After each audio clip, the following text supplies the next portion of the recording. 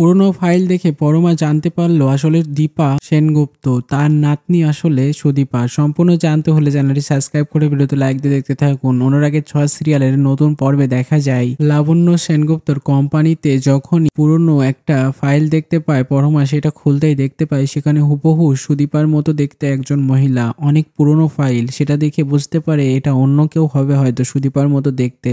তারপর তার নিচে নাম লেখা ছিল মডেল দীপা সেনগুপ্ত।